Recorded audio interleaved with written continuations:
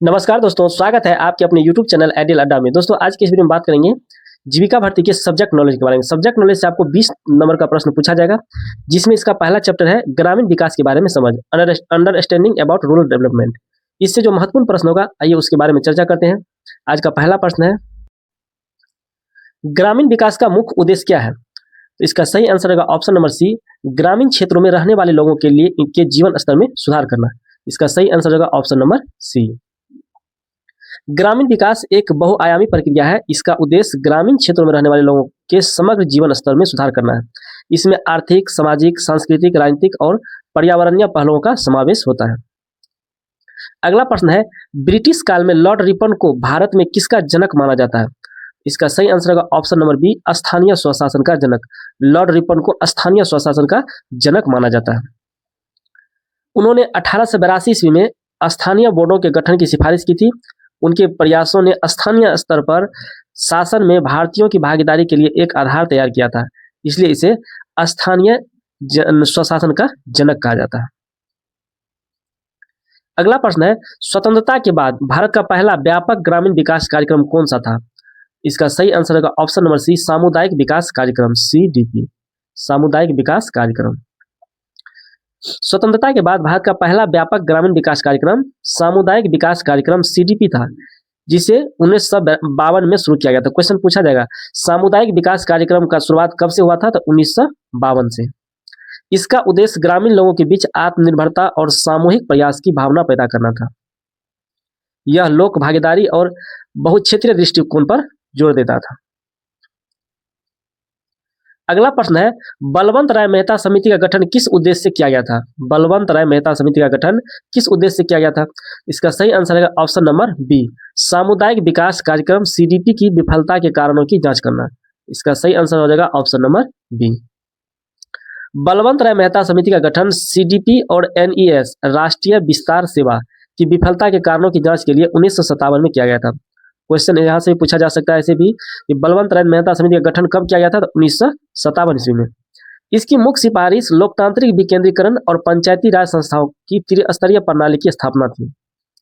इस समिति की सिफारिशों ने भारत में पंचायती राज प्रणाली की नींव रखी। क्वेश्चन पूछा जाएगा, किस प्रणाली के द्वारा भारत में पंचायती राज प्रणाली की नींव रखी गई? तो बलवंत राय मेहता समिति के सिफारिश में। अगला प्रश्न है, भारत में पहली बार पंचायती राज प्रणाली को लागू करने वाला राज्य कौन सा था? इसका सही आंसर होगा option number C, Rajasthan. Rajasthan सबसे पहले जो है भारत में पंचायती राज प्रणाली लागू हुआ था राजस्थान में। बलवंत राय मेहता समिति की सिफारिश के आधार पर राजस्थान में 1959 ईस्वी में पहली बार पंचायती राज प्रणाली को लागू करने वाला पहला राज्य बना।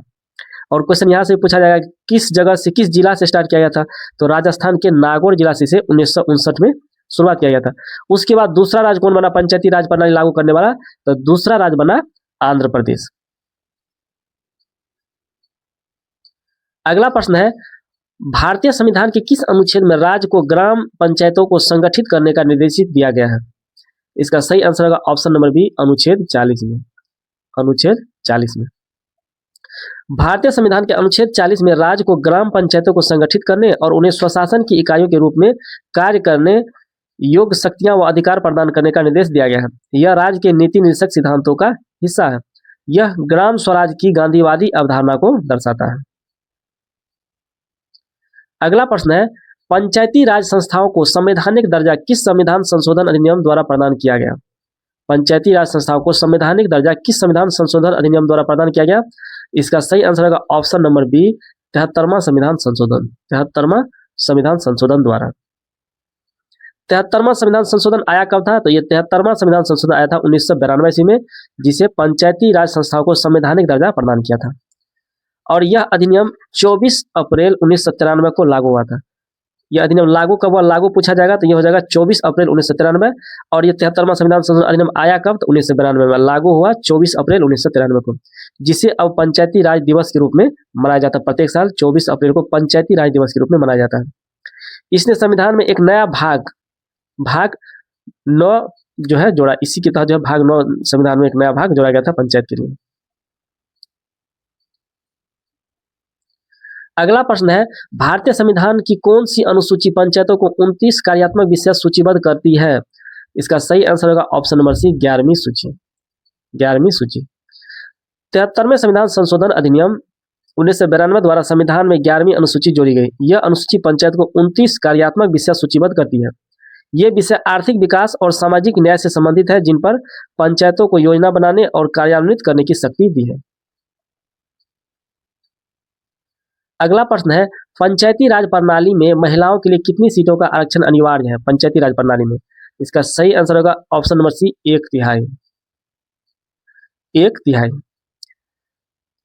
73वें संविधान संशोधन के तहत पंचायती राज प्रणाली में महिलाओं के लिए कुल सीटों का 1/3 आरक्षण अनिवार्य है। इसमें अनुसूचित जाति, अनुसूचित जनजाति की महिलाओं की सीटें भी शामिल है। कुछ राज्य जैसे बिहार ने महिलाओं के लिए कितना आरक्षण लागू किया था? बिहार में 50% आरक्षण महिलाओं के लिए पंचायती राज में लागू है, लेकिन हमारे संविधान में कितना है? 1/3। अगला प्रश्न है, ग्रामीण अर्थव्यवस्था की एक प्रमुख विशेषता क्या है जहां आवश्यकताओं से अधिक लोग काम करने में लगे होते हैं, जिससे सीमांत उत्पादकता शून्य या नकारात्मक हो जाती है? इसका सही आंसर होगा ऑप्शन नंबर सी प्रच्छन्न बेरोजगारी। प्रच्छन्न बेरोजगारी। भारतीय ग्रामीण अर्थव्यवस्था की एक प्रमुख विशेषता प्रच्छन्न बेरोजगारी, डिसगस्ट अनएम्प्लॉयमेंट है। इसमें आवश्यकता से अधिक लोग किसी कार्य में लगे रहते हैं, लेकिन उनसे किसी अतिरिक्त उत्पादन में वृद्धि नहीं होती है। यह अक्सर कृषि क्षेत्र में देखा गया है और ग्रामीण आय को प्रभावित करता है। अगला प्रश्न है, पंचायती राज की सबसे निचली और सबसे महत्वपूर्ण इकाई कौन सी है?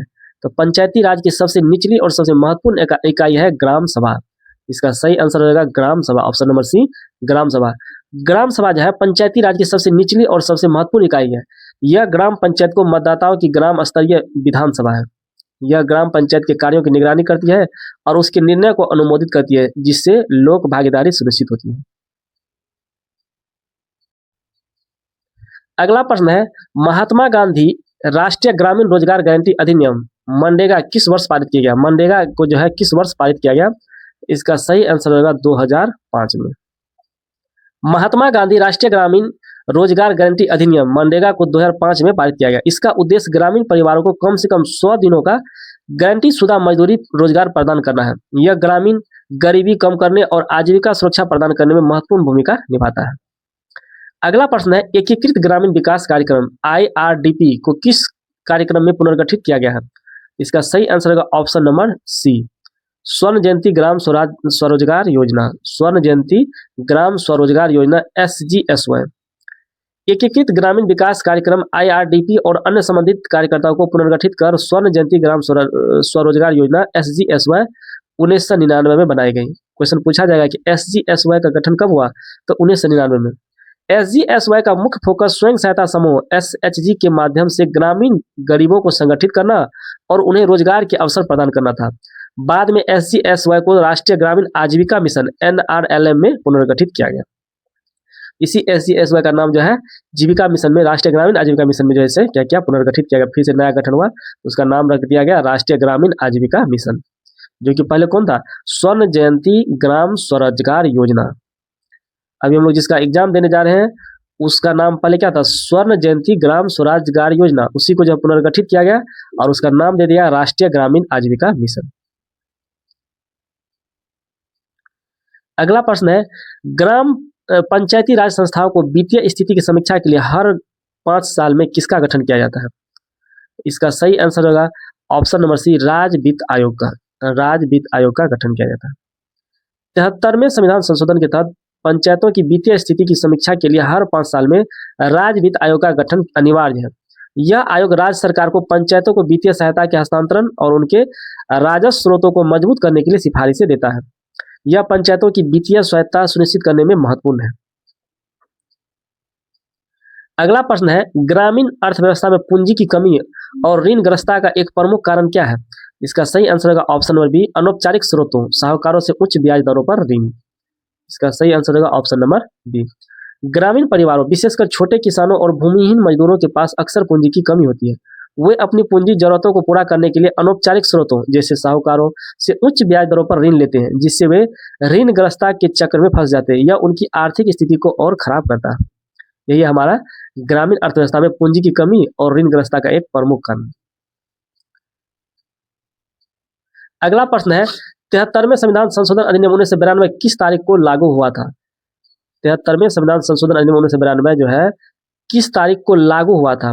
इसका सही आंसर हो जाएगा ऑप्शन नंबर सी, 24 अप्रैल 1993 को। कब लागू हुआ था? 24 अप्रैल 1993 को। और ये 73वां संविधान संशोधन आया कब था? तो 92 में, 1992 में आया था, लागू हुआ था 24 अप्रैल 1993 को। और इसी दिन जो है 24 अप्रैल को हर साल पंचायती राज दिवस, क्वेश्चन पूछा जाएगा कि पंचायती राज दिवस कब मनाया जाता है? तो 24 अप्रैल को पंचायती राज दिवस मनाया जाता है। यह तिथि भारत में स्थानीय स्वशासन के एक नए युग की शुरुआत का प्रतीक है। अगला प्रश्न है सामुदायिक विकास कार्यक्रम सीडीपी की एक सीमा क्या थी? इसका सही आंसर होगा ऑप्शन नंबर सी। यह मुख्य रूप से शीर्ष से नीचे टॉप डाउन दृष्टिकोण पर आधारित था। सामुदायिक विकास कार्यक्रम सीडीपी की एक प्रमुख सीमा यह थी कि यह मुख्य रूप से शीर्ष से नीचे यानी टॉप डाउन दृष्टि पर आधारित था। इसमें वास्तविक लोक भागीदारी कम रही और अधिकारी केंद्रित दृष्टिकोण हावी रहा। यह इसकी विफलता के प्रमुख कारणों में से एक था। अगला प्रश्न है पंचायती राज संस्थाओं को सशक्त करने के लिए 3F का हस्तांतरण महत्वपूर्ण माना जाता है। ये 3F कौन कौन है? इन चारों ऑप्शन में चुनना है 3F, कौन सही है? इसका सही आंसर होगा option number B. Option number B, function, funds and functionaries. तो पंचायती राज संस्थाओं को वास्तविक रूप से सशक्त करने के लिए 3F यानी कार्य यानी फंक्शंस, निधियों यानी फंड्स और अधिकारियों फंक्शनरीज का पूर्ण हस्तांतरण महत्वपूर्ण माना जाता है। तो फंक्शन, फंड्स और फंक्शनरीज। यदि पंचायतों के पास अपने कार्य को करने के लिए पर्याप्त शक्तियां, धन और कर्मचारी नहीं होंगे तो वे प्रभावी ढंग से काम नहीं करेंगे। इसलिए ये 3F का कंसेप्ट आया। यह पंचायती राज की सफलता के लिए एक महत्वपूर्ण चुनौती और आवश्यकता है। अगला प्रश्न है प्रधानमंत्री आवास योजना ग्रामीण, और इसमें दो प्रकार का प्रधानमंत्री आवास योजना ग्रामीण और प्रधानमंत्री आवास योजना शहरी। तो प्रधानमंत्री आवास योजना ग्रामीण का मुख्य उद्देश्य क्या है?